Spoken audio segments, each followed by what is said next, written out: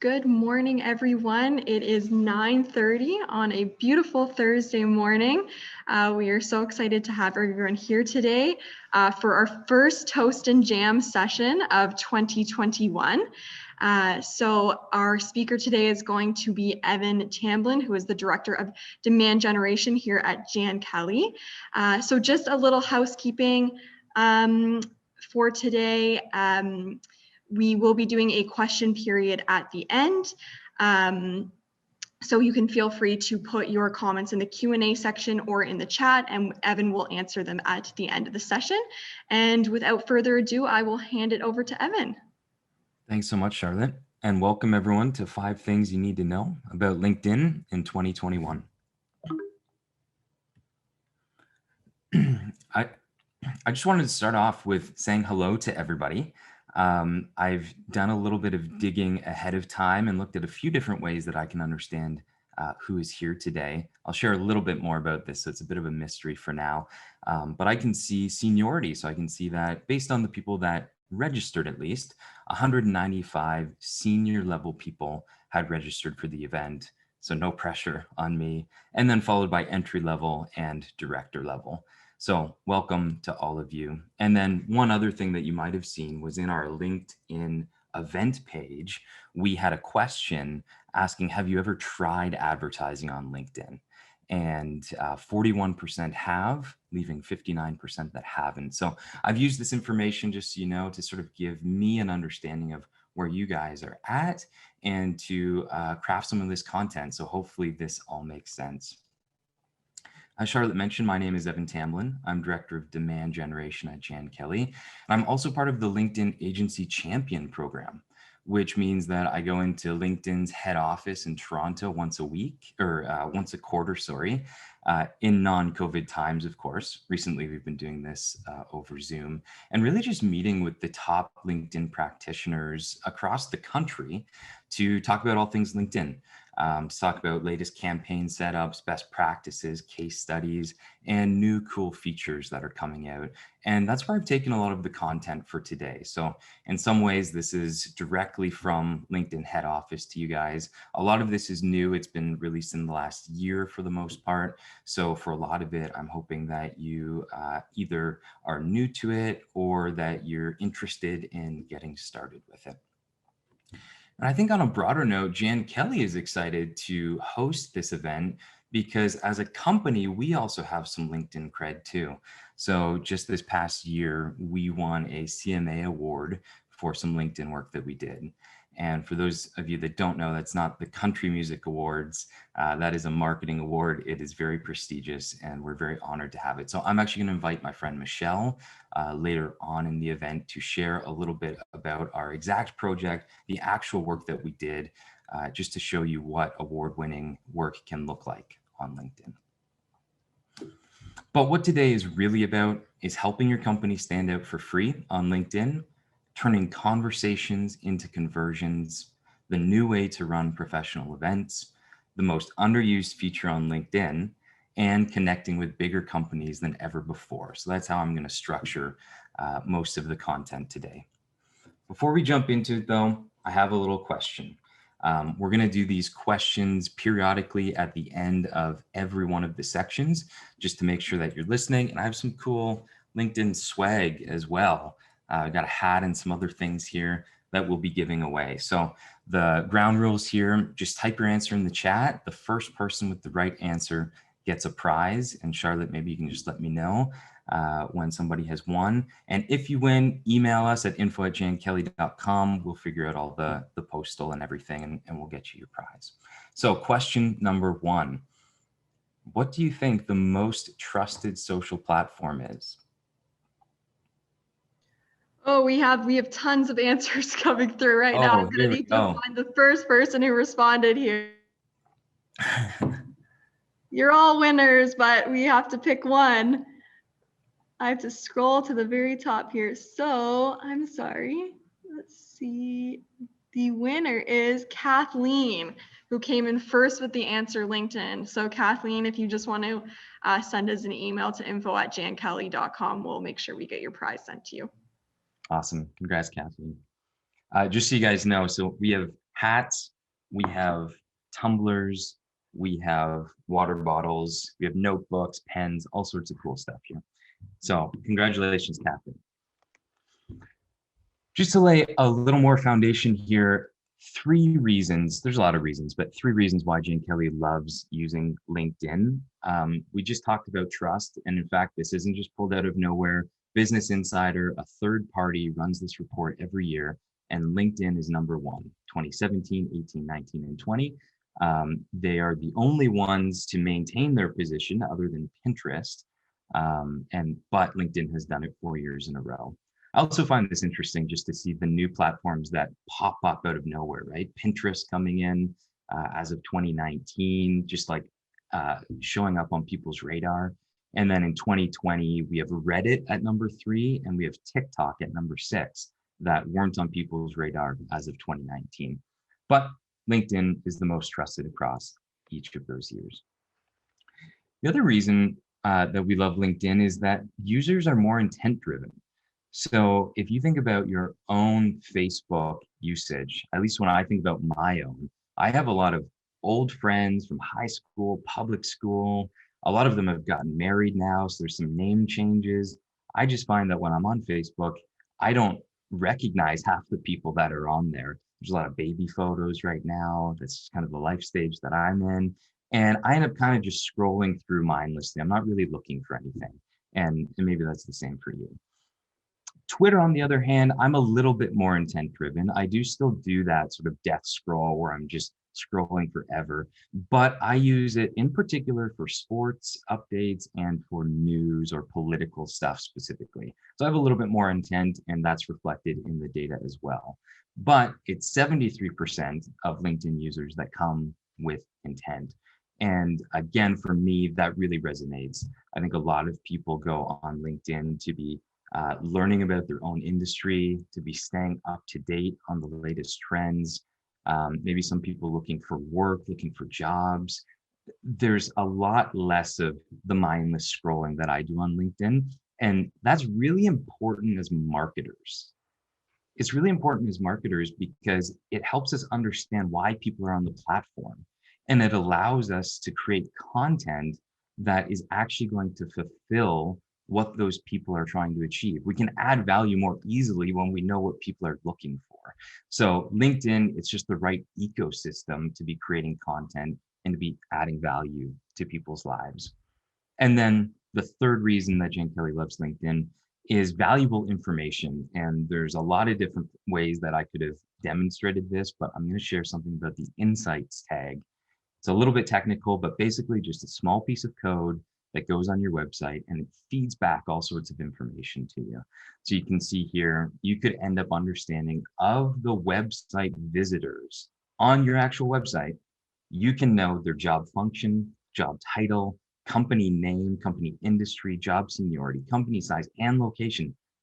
That's a ton of information that you can get just from putting this one little bit of code on your website. And we use this all the time to understand how we should best create our content on our website, to get an understanding of who our customers actually are, to build buyer personas. There's a ton of different ways to do this. And that's just one way that we get information through LinkedIn. So LinkedIn's been busy through COVID, through the last number of months. Just a few small things here. They got a facelift, number 1. You can see the before and after, just lightened it up, added in some new stuff. I've noticed they're starting to integrate things together a little bit better here. So on the left-hand side, you can see that there's now in the after photo, the left-hand side of that, there's recent, there's groups, there's events that are all showing up on your homepage now. So I think it's more user-friendly, and it's just a fresher feel. Also, through COVID, we've had 40% of LinkedIn members reporting reading the news more frequently, 30% checking social media more often, 55% people conversing more. And I think those 3 make a lot of sense, right? Through COVID, we've been looking for connection. We've been looking to stay up to date, and people have been turning to LinkedIn in order to do that. But one kind of surprising one to me is the last one, the 60% year-over-year increase and content creation. Now, if you remember back, LinkedIn started as just a job site, and it was only maybe 6 or 8 years ago that they even introduced the news feed and introduced this sort of social media component to it. And, content, I feel like, has been lagging a little bit behind on LinkedIn. You see all these like influencers and stuff that have come out of nowhere on platforms like Instagram, but you don't really have that same level on LinkedIn. But as this data shows, the content creation is increasing and it is on the rise. And in specific areas related to what's going on in people's lives, right? So these percentages attached to each of these topics are based off of the trending topics. If you've ever seen on the right-hand side of your home feed, you will see trending topics. It's basically news or what people are talking about. And so you can see things like 4% of people are, or 4% of those topics, the theme is about the gig economy. 2.9% are about going digital. I mean, this makes sense. These are important conversations that we need to have. And what I love about seeing this content in LinkedIn is that I know that it's coming from a professional standpoint, right? I know that the comments on it are going to be well thought out. And I can also use that as a bit of credibility check as well, right? So if I see a comment from a CEO of some big company, that comment really carries weight versus, maybe having similar conversations on any of those other platforms. It's a little bit harder to know exactly who to trust and which comments and perspectives are really the most credible. So that was a quick update on COVID-19 and a few things that have gone on there. Now we're going to jump into specific features. Again, many of these have been launched through COVID, but these are the 5 things that you really need to know about LinkedIn in 2021. And let's just jump into it. How to help your company stand out for free. Number 1 is enhanced company pages. So hopefully you guys are familiar with this. You can create company pages in LinkedIn. It's basically like a microsite. You can see on the left-hand side here, home, about, jobs. So you can sort of put all of the content or quite a bit of the content that you would have on your website, you can put into your LinkedIn company page. And that's not new, but there are some new features within it. So number 1 is LinkedIn Stories. We'll talk about this a little bit later on in more detail, but basically Snapchat or Instagram style stories you can create directly from your LinkedIn page so that your brand can have a presence on the platform through that format. Number 2 is products on pages. So this is being rolled out slowly. Not all companies or industries have access to this, but it's a pretty cool feature. So in this company page, you can see you can end up with a tab that says products, and in it, you can list your different offerings directly there. Again, creating this microsite feel, having all of the content that you would possibly need within LinkedIn's ecosystem, so that, before you'd have some of the content on LinkedIn and then you have to drive them off to your website for them to see some more. A little bit disjointed, but LinkedIn is adding in these new features so that you can have it all in one place. And then the final update is retargeting by company pages. So if you're not familiar with retargeting, this is the idea of when somebody engages with your brand, being able to basically communicate with them on an ongoing basis. You're maybe most familiar with this from shopping. A lot of shopping companies do this really well, where perhaps you add in a product, maybe it's a new pair of shoes, into a cart, and you don't actually convert. You end up leaving the page without buying the shoes. And then all of a sudden, the shoes are everywhere you go online. So that is retargeting. That's a pretty intense version of retargeting, but we have the same option with company pages now. So when people visit your company page, we can put them in a little audience in LinkedIn that then allows us to carry on that message or that messaging.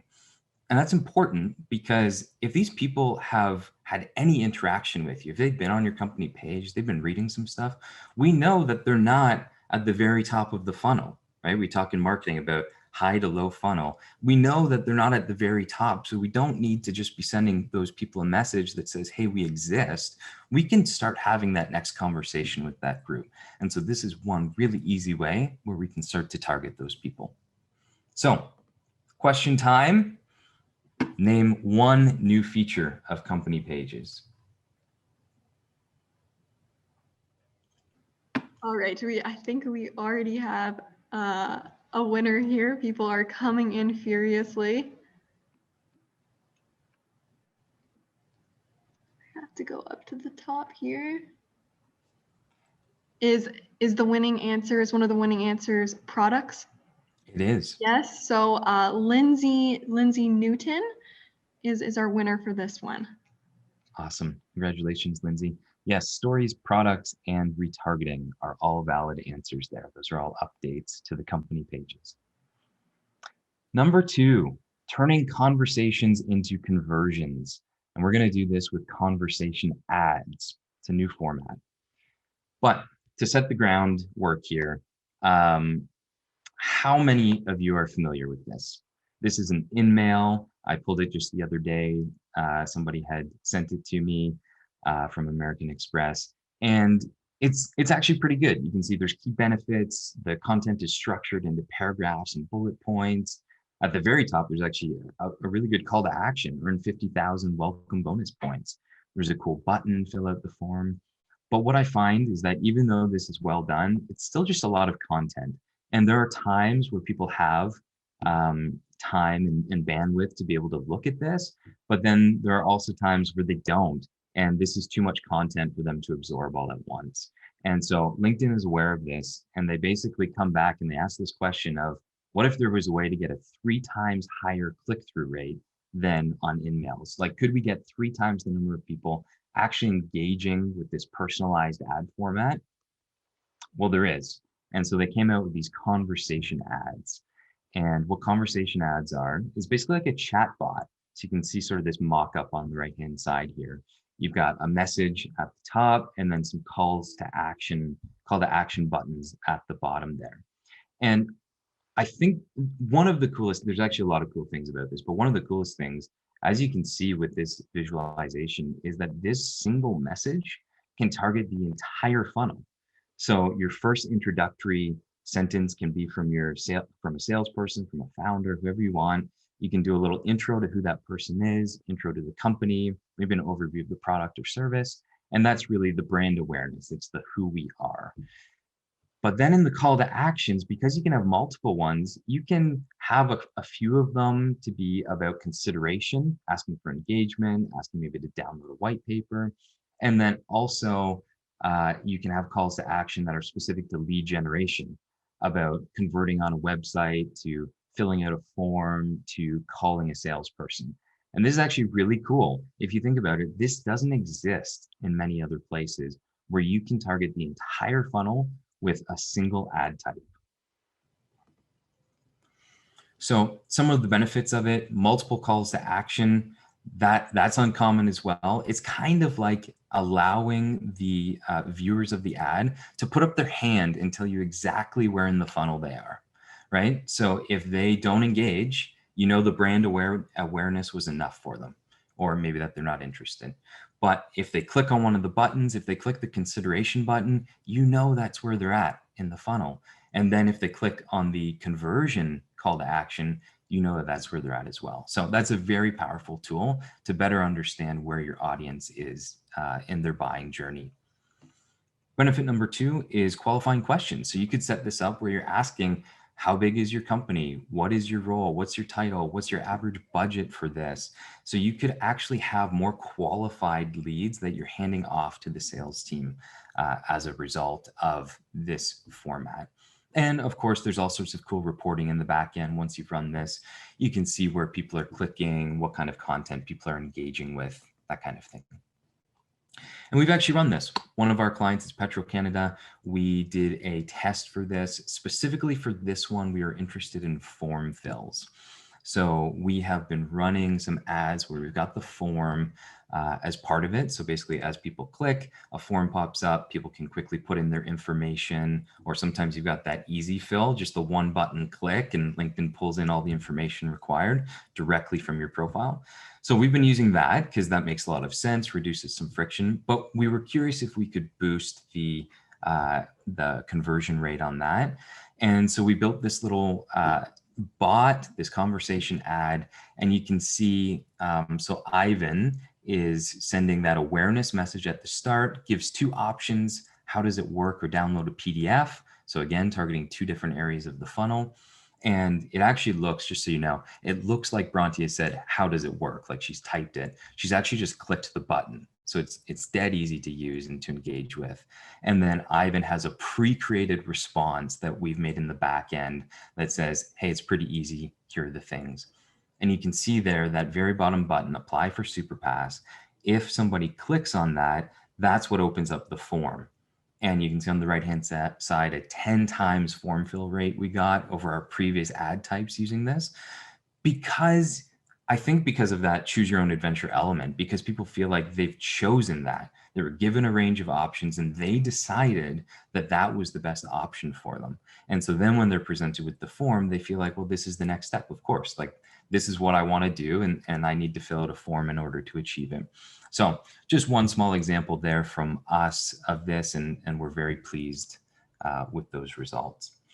So question time again, get ready in the chat bot or in the text box. How much more effective are conversation ads than in-mails regarding click-through rate? Click-through rate.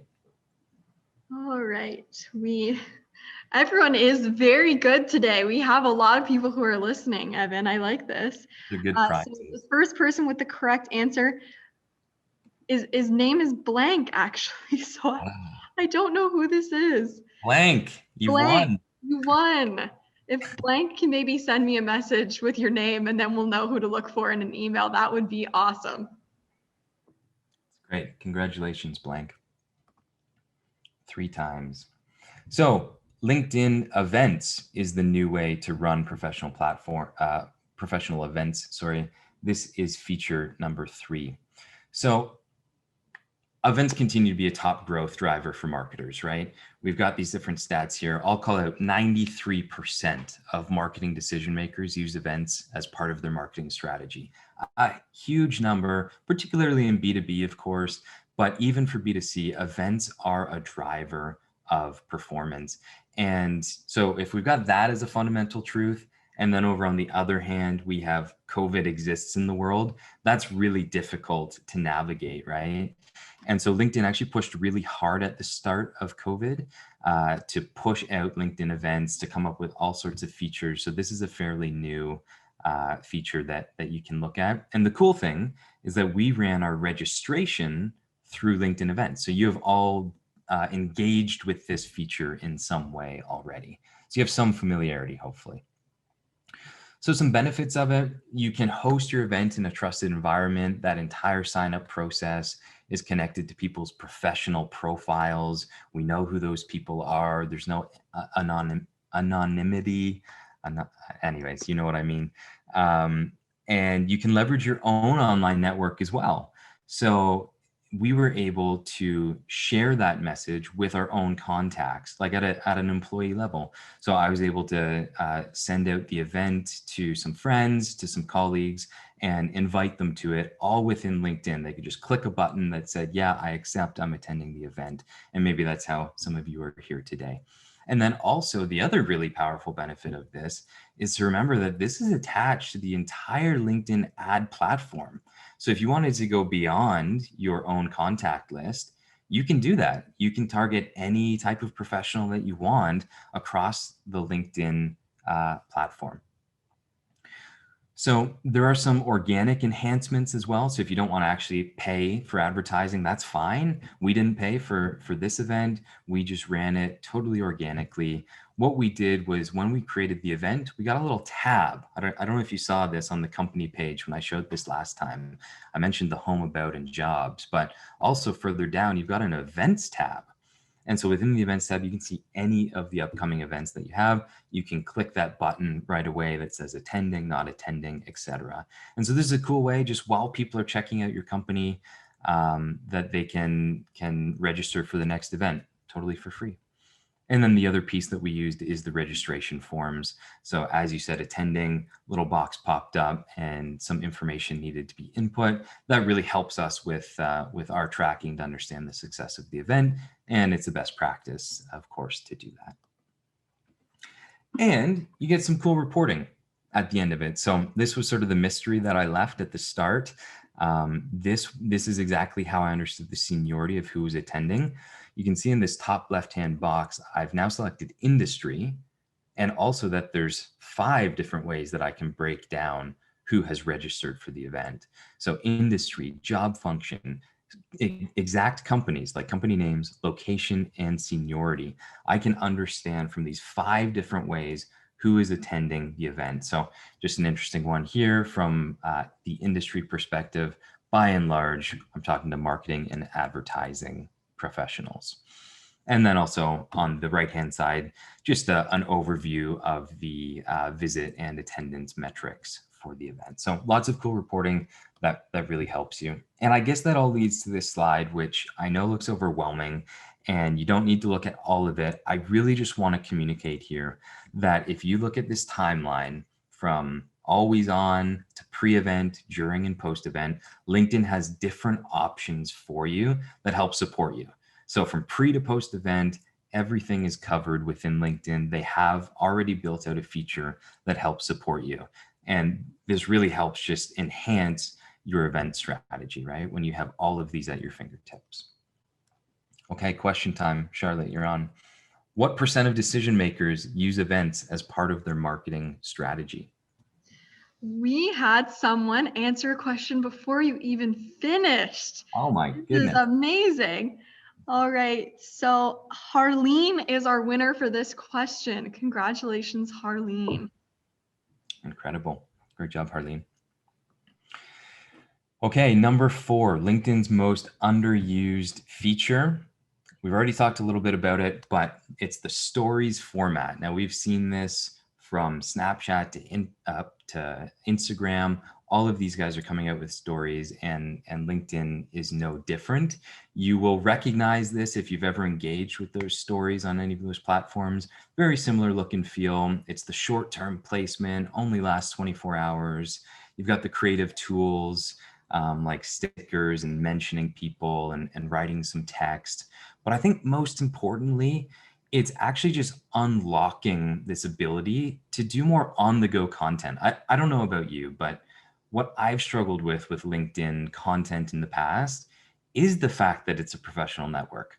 I've really felt like, is my content good enough? Will people care? Is it interesting? And that sort of held me back from posting more.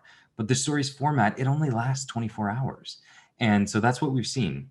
Again, I don't know about you, but I use Instagram a lot for personal life.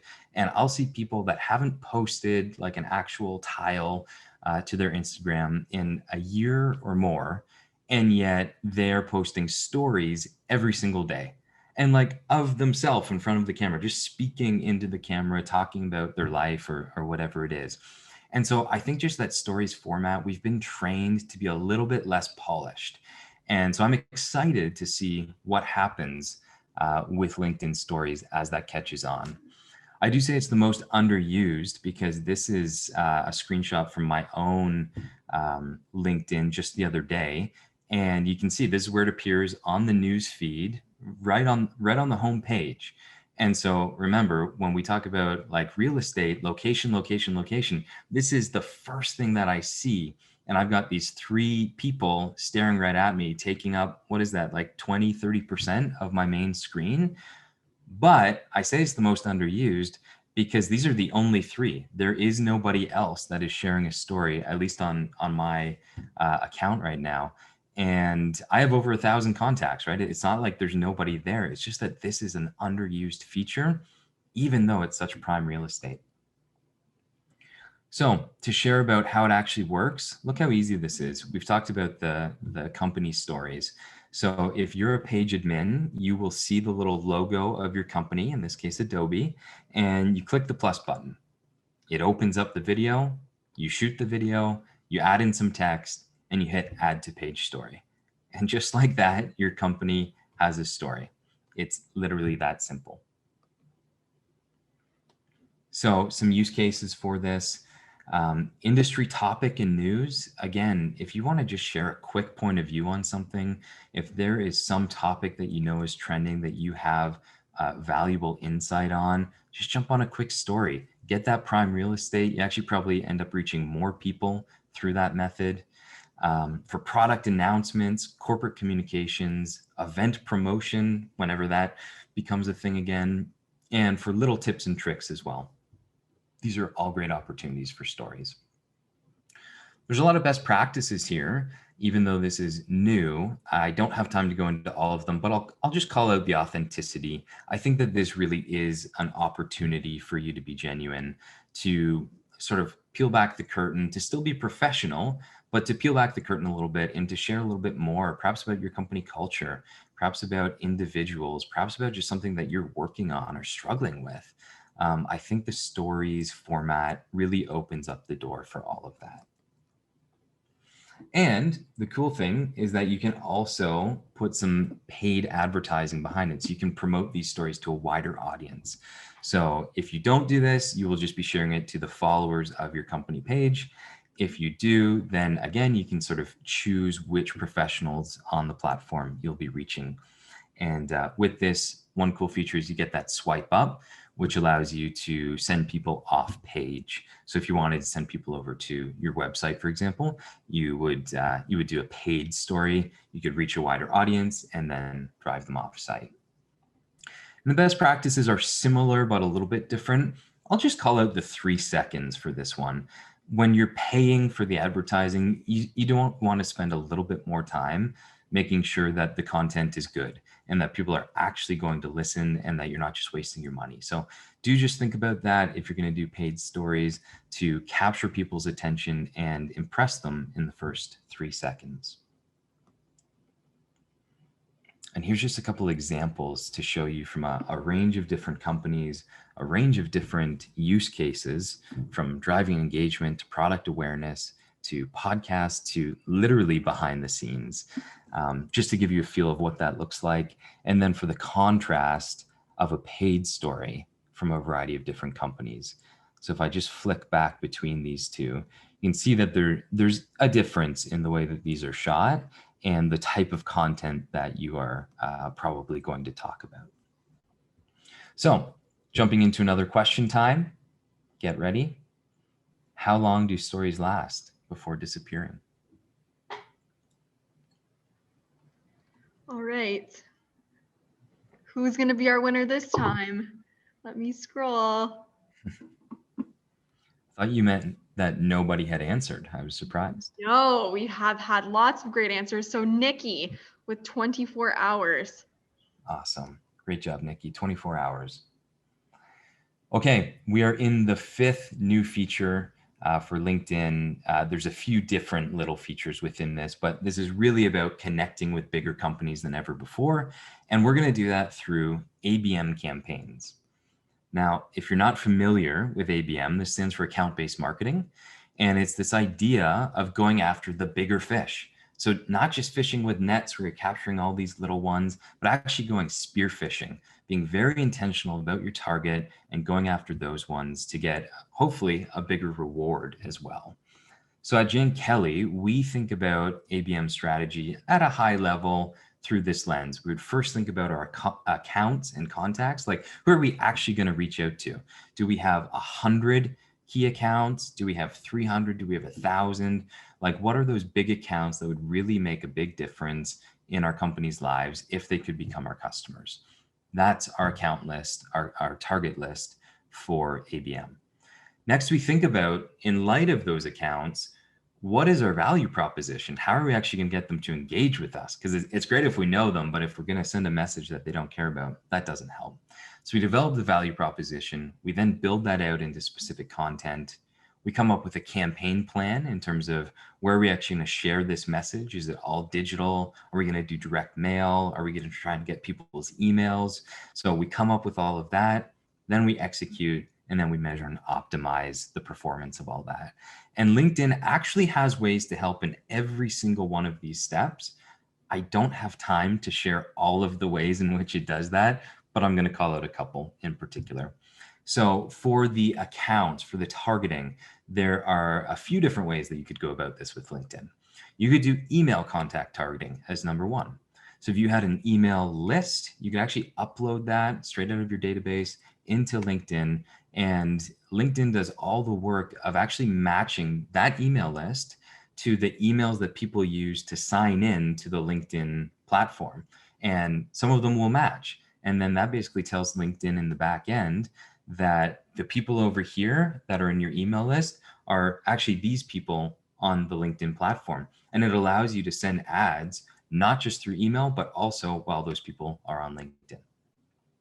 Number two, account targeting. So this is more the traditional way. Typically, you might just go to your sales leader and ask, hey, what are the 100 companies that you've been dying to get a meeting for or with over the last number of years? And they give you a big list. So you could do it that way. If you do it that way, there are over 8 million company pages that are on the platform. So if you are targeting companies of a decent size, a decent credibility, there's a pretty good chance that you'll find that they have a company page there, and you can actually target all of the employees or any of the employees that you'd like from that targeting. And then lookalike targeting is a little bit different, but plays nicely with those first two. So this helps you expand your audience. It basically says, okay, if you have 1,000 ideal customers that you really want to reach out to, this is actually a cool way to combine all of them. So you talk to your sales team, you do the account targeting, you come up with a big list, but it turns out that as you look at your email database, maybe you only have half the emails. Call it like there's 1,000 key clients that you would like, but you only have 500 of their emails. Well, then you can take those 500 emails into the lookalike targeting, and LinkedIn's algorithm understands similar elements of those 500 people's profile and goes out and finds other people on the platform just like them. So you actually don't need all 1,000 contacts in your email database. You just need a percentage of them that then can grow into a wider audience. And then the company engagement report is a cool new feature. We would use this actually at the start and at the end of our strategy process because it tells us specific companies that are engaging with our brand. And this is measured through our company page and also our website traffic and audience as well. So it pulls all of that information into one spot and says, hey, employees from these companies are engaging with your brand. So that's really helpful, again, start and end of that process. And if you use that at the start to understand where you're at, to sort of benchmark, I think it's really interesting that you can look at it from two perspectives. So you could get a little report like this that says, these are the companies that are engaging with our company. What do we want to do about this? You could have one strategy that says, we're going to engage with the most engaged people, those 5 out of 5, because they're the lowest hanging fruit. They're the ones that are already looking for us. So we think we'll get the best return. That's a perfectly valid strategy. And then I think there's also an argument to be made that maybe you say, no, those people are already engaging with us. They're already going through some sort of buyer journey. We think that some of them are going to convert on their own, and we're actually going to focus on the ones that are least engaged because they know nothing about it. So we have the most work to do. And that's perfectly valid as well. So two different ways that you could tackle that, but you can't really choose either if you don't have the information in the first place. So this is the tool that unlocks both of those opportunities for us. So question time, how many company pages are on LinkedIn? All right. Everyone's doing so great again. You're all winners to me. But Marvin was the first one to come back with 8 million. 8 million, that is right. Charlotte, I feel like you have the hardest job here. It sounds really, really difficult. You know what? It is challenging, Evan. Thank you. So a quick bonus for you guys. Those were the 5 main features, but a quick bonus is that LinkedIn has just launched their own training platform. So if you're interested in what we've talked about today, you could go there, sign up for free. You can see basic and intermediate courses are there. I've been doing some myself, and it's a great little platform. So they have a certification coming out in the future. It's not available right now, but you can do all the training required if you're interested in that knowledge, and then get certified as soon as it is launched to the wider public. And now at this time, I want to invite Michelle to share a little bit about the case study. So I talked about this off the top of the presentation. We've won the CMA award earlier in 2020, and we're really proud of it. And so even though it was done before a lot of these features even existed, we thought it'd be helpful to show you what award-winning work looks like, even without the use of those. So Michelle, do you want to walk us through our case study with Durkin? Yeah, I'm happy to jump in and share a little bit about that work that you're talking about. Just to start, a bit of background, we've been really fortunate to work together with a company called Durkin Systems for many years, and along the way earned them not only the CMA, but several Hanleywood Brand Builders Awards for our collective marketing efforts throughout the construction industry. So if you don't know who you are, and I'm sure many of you don't because you don't work in construction, but Durkin offers high performance air and moisture barriers for commercial and residential construction under their Delta brand. They're deep rooted in Europe, 125 years in fact, which makes them one of the oldest building material companies. So when they came over from Europe to Canada, actually settling nearby in Beamsville, they've passionately structured their business priorities to be customer first and focused, and continue to stay true to their word, ensuring customers select the right product for their building needs, whether that is whether that is commercial or residential. So this really led to the launch of an expanded product line because it's customer driven, customer need driven. And so we developed a new campaign and identified together that our goal was to drive interest and uptake of this new product, which impressively was the industry's first self-adhered water resistive barrier used specifically for open joint cladding designs, known as Delta Facade SA.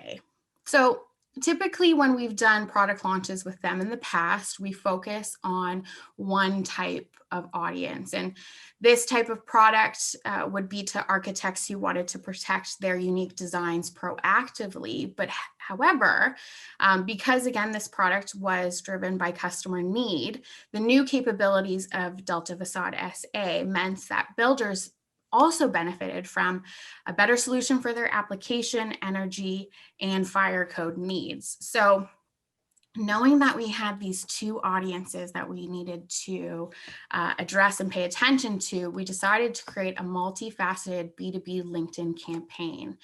And LinkedIn allowed us to effectively launch the new product to these two separate audiences, communicating entirely different benefits, needs, and PODs.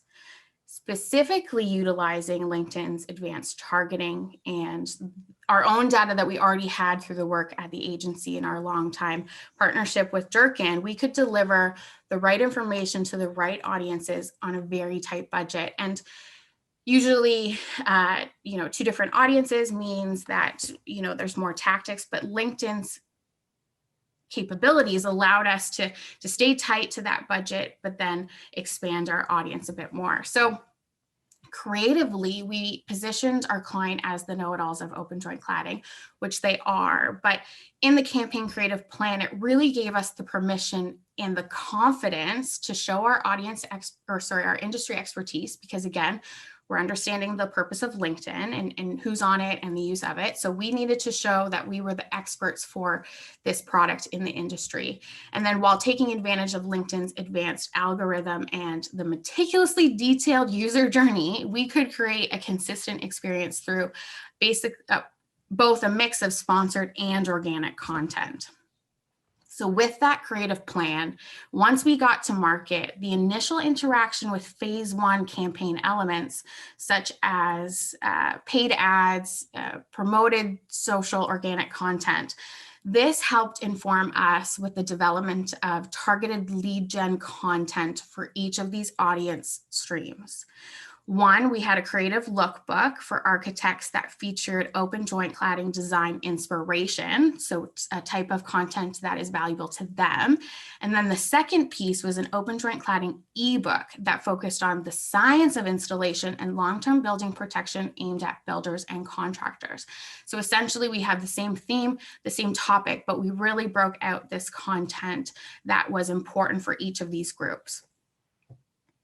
So this campaign was short. It's definitely wasn't one of the longest campaigns that we've run historically, but from August to October 2019 is when this campaign ran. And we, during that time, leveraged LinkedIn sponsored content tactic to promote the new product across North America. We tested standard LinkedIn targeting that Evan mentioned to match audience and gauge regions, industries, seniorities, and titles of all of those who seemed most engaged with the phase one know-it-all content about the new product. So this specific audience targeting approach helped us achieve an average click-through rate of 0.6%. Along with this, we launched LinkedIn sponsored content with lead gen ads targeted to our best opportunity audience. And through the learnings from our initial sponsored content campaign and leveraging new downloadable content, we were able to double the click-through rate to 1.2%. And just to give you some context, this exceeds the average LinkedIn engagement rate of about 0.3 to 0.4%, I believe it is. So in general, we knew that our architect lookbook content was best performing piece. It garnered 35% lead gen form completion rate, which is almost 3 times better than the average conversion rate on a LinkedIn lead gen form of 13%. And during this time when the campaign ran, this equated to about 427 leads with a cost per lead of only $28. And when you compare that, the ebook piece used to target builders and installers saw a 20% lead form completion rate and a $73 cost per lead. And I know that there's a bit of a difference here, but it was also helpful for us to remember who's on LinkedIn, who's using it, and we know historically and based on our own data that we would see this separation, knowing that architects and specifiers are the ones in front of their desks, they're the ones on LinkedIn and using it a lot more. But overall, these results were great for Durkin, and it was definitely improvement from previous campaigns, and we gained a lot of new data. But when we reflect back, I think we can definitely relate the success to ongoing monitoring and really ensuring the campaign was optimized. And we did this with a variety of ad copy and visuals to make sure that the best performing creative was used and engagement continued throughout 3 to 4 months of the campaign duration. So what does this mean? And you're probably thinking, Michelle, I don't use or sell air and moisture barriers. Why does this matter? And you're right, but I hope that you can take away from this case study that you can use LinkedIn to really leverage so many different things and different purposes. So before Evan takes away my mic and kicks me off the stage, I just want to leave you with a few tidy thoughts that you can take away and use today, specifically from what we learned through this work. So number one, I can't stress this enough, and I'm sure you got this already from the case study, but understanding your audience is crucial. Everything evolves, the media landscaping is changing, platforms change, and audiences change. So you need to know and always know who your audience is, what appeals to them, and how to communicate to them to make a real impact. This isn't a surprise, but we know every message you share either attracts the attention, repels attention, or just completely gets lost in the noise and you have no chance. So that leads me to number 2, content matters. This plays off number 1, when you know what resonates with your audience, what they need, and most importantly, how they like to receive their information. You can provide them with the content that excites them and won't get lost in the noise. And then number 3, which I already kind of mentioned before, continuous monitoring of the campaign performance using the analytics that are available to you ensures that marketing tactics can be adjusted to do more of what works and less of what doesn't work. So realizing when it's time to stop, pivot, and change course is what we can't be afraid of. We know what worked yesterday and doesn't necessarily mean it will work tomorrow. So not to mention that we are continuously learning. So testing different LinkedIn targeting helps us learn how to best connect with the right people so that when we launch more expensive type tactics, and I already kind of saw in the chat that people are mentioning, their previous experience and the cost that comes with it. So when we start to do expensive type tactics like lead gen ads, your dollars are really being used effectively and with the best potential audience. Just like how when I went through the case study, we tested targeting by industry and job title. Then we tested in LinkedIn groups. Then we tested some matched audiences using just sponsored content ads. And then we leveraged the best performing audience for the lead gen stuff. So I just want to leave you with that the efforts have to evolve, and to make it easier, you need to be ready to launch with a layered approach. Absolutely. Yeah. Thanks so much, Michelle. No problem. Yeah, that was a great case study. Awesome work from our team that did that. And yeah, we're just so honored to have received that CMA. Just so you guys know, we're over 100 years old as a company at Jan Kelly. And I believe this was only our second CMA. So just for those of you that don't really understand the gravity, this was a big deal for us. And that's why I wanted to have Michelle on. So thanks, Michelle. A quick recap of what we've talked about today. I know there's been a lot of different stuff, so I just wanted to share one thing from each of these topics. So enhance company pages, check out the stories, see if you have products available. I think it's limited right now to technology, SaaS, and education, but check it out if you have that option. It's really cool. And retargeting as well for your company pages. On the conversation ads, it's a new ad format, super cool. Personally, it's what I'm most excited about of all of these options. And there's 3 times the click-through rate compared to in-mails. And it's just a really good user experience, allowing you to target the entire funnel with a single ad format. For professional events, consider LinkedIn. It's the pre to post event support with a whole host of different features that you can use. For LinkedIn stories, if you're going to try it out, which I think you should, be personable and authentic. And for data-driven ABM campaigns, remember that there's those 3 different methods. So you really have no excuse for not getting the right audience and for being able to find that target list, find those whales that you're going to go spearfishing with. And I'm going to leave you with one challenge before we get into the Q&A. Personally, I challenge you to post your first LinkedIn story. I can hear people already being a little uncertain about that, but don't worry, it will go away after 24 hours. Do a quick test, try it out. If you're not sure what to talk about this event. You can tag Jan Kelly Marketing on LinkedIn. You can tag me personally, Evan Tamblin, on LinkedIn. Share what you most enjoyed about this talk or one thing that you learned. That will fill your 30 seconds super quick. You'll be on it. It's a professional post, and it'll at least sort of get you used to the idea of doing LinkedIn stories. And then from a professional standpoint, as we were talking about this whole presentation internally, we were talking about the importance of content and how content is really the through line that connects all of these different features together. So I didn't have time to go into it, but instead we've put together a one-pager that shares the 5 things to avoid with LinkedIn Creative. So we as an agency, we see a lot of different creative. We've run enough campaigns to start getting a sense of the patterns that do and don't work. And so we've got this. If you want to email us at info@jankelly.com with the subject line LinkedIn, we will send you this one-pager, quick reference material, just so as you're going through these 5 features, as you're trying them out, you sort of have this in the back of your mind of what you should be avoiding, just so that your content performs as best as possible. So that's all I have for you. Thanks so much. And now we'll go into question period.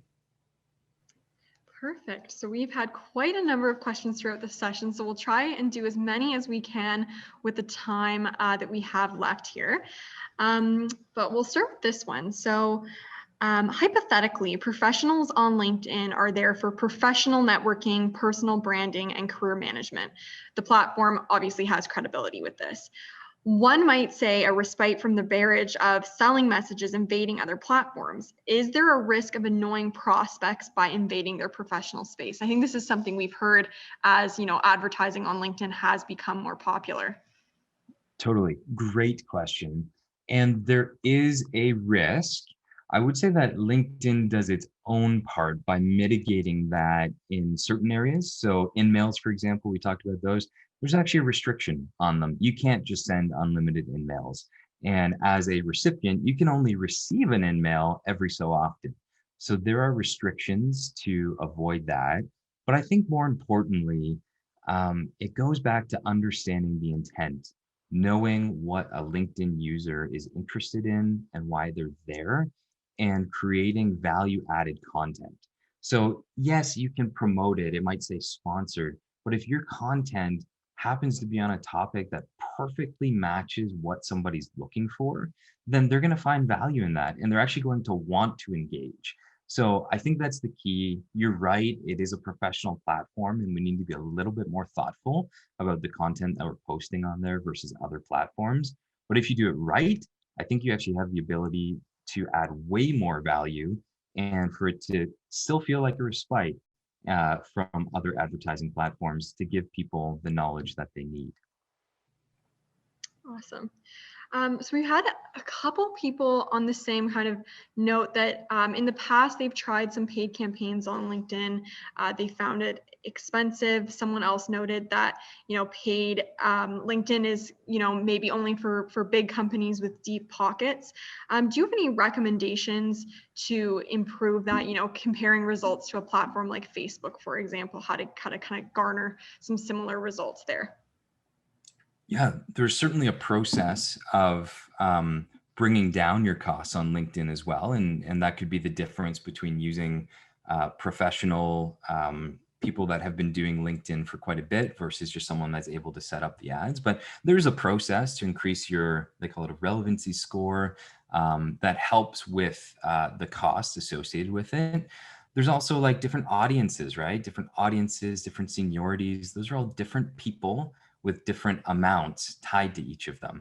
And so there's a optimization process there as well to understand what's that balance between finding an audience that makes a lot of sense and also at an affordable cost. The other thing I would say is that LinkedIn has done quite a bit of research into the next step of the process. And what I mean by that is that sometimes as marketers, we look at that submitted form, we say, okay, that's a conversion done. I'm now going to look at my cost per conversion and that's my number. LinkedIn says, okay, but you converted and that meant that it went off to a salesperson who then had to actually sell them. And so when they look at that next stage of the data, there is quite a bit that supports the idea that LinkedIn actually has higher quality leads. So even if they are more expensive, once you look at that farther funnel, those leads actually perform better, and therefore the ROI is better. So if that's possible for you in your organization to look at that entire funnel, I would encourage you to do that as a little activity, to break it down and understand by platform, what are the differences between cost per lead and actual cost per sale for us. Awesome. So I know we were talking about company pages. So which features, if any, from the enhanced company pages apply to a showcase page? Showcase pages are separate within company pages, and those company page enhancements are still rolling out as well. So I would encourage you to just take a look at your own page and look at what it is, because as I said, even the product enhancement that's out, it's not for all companies. So these are rolling out slowly. So I would just take a look. I think through this presentation, I've shown exactly where you would be able to see that. So take a look. It kind of depends on your own industry. Perfect. So I think we have time for one more question. Does the lookalike campaign also target similar people who visited your website based on the LinkedIn tag that you had mentioned? You can do that. It's a separate way of setting it up than exactly what I walked through today. But yes, you could use website retargeting to bring in the people that have been on your website. You could then be showing ads to that group on LinkedIn, and you could expand that audience with lookalikes as well. And I mean, that's kind of sophisticated, but a very cool way to basically find more of the people that are interested, or that could be interested in your website content. And to go one level deeper, it'd be really cool if you have enough traffic to look specifically at the people that have been on pages like your product page, like your pricing page, like your contact us page, whatever those website pages are that are, you know, further down the funnel. If you can target just the people that have visited those and then run a lookalike audience on that, that's a great way to get a very engaged audience and to bring down the cost of LinkedIn, because you know that they're going to be more likely to be interested in your content. That's awesome. Thanks, Evan. So I think we have to close up the question period now because we are just about at 10:30. So I think you might have had another slide or two, and then. No, that's it. No, that's it. That's it. Did we want to invite people for the one pager? Yeah, absolutely. So if you're interested in the one pager, I'll go back here. Professionally, if you're interested, email info@jankelly.com, subject line LinkedIn, and we've got 5 things to avoid with LinkedIn Creative, just based off of our experience, what we've seen that has been inhibiting LinkedIn performance from a creative perspective. Awesome. Thank you so much, Evan. This was very insightful, very informative. And I'm sorry we didn't get to everyone's questions, but I'm sure that Evan would be more than happy to answer any questions if you reach out to him on LinkedIn, if you want to chat further, because Evan is full of great information. I know we can't get to everything today, so we really appreciate everyone coming. And we did record the webinar, so we will be sharing out a link to this webinar if you want to reference back to anything that Evan and Michelle shared today. And just one last note that we are running another Toast and Jam session on Thursday, March 4th. So we will be sharing out an invite for that. And that's about media as it pertains to COVID-19 and what's changed. So Terry Cameron, our Director of Media Strategy, will be sharing how the pandemic has affected consumer behavior, how the pandemic has fundamentally changed the media habits of Canadians, what trends we think are going to stick around and become the new norm as a result of this media shift that we've experienced in 2020, and 5 considerations for developing your paid media tactics in 2021. So another great session that's coming down the pipeline. So we hope that you can join for that session as well. I'll share that in the chat. So thank you everyone again. Thank you, Evan. And we hope you all have a fantastic day and a great weekend ahead of you. Thanks so much, everyone.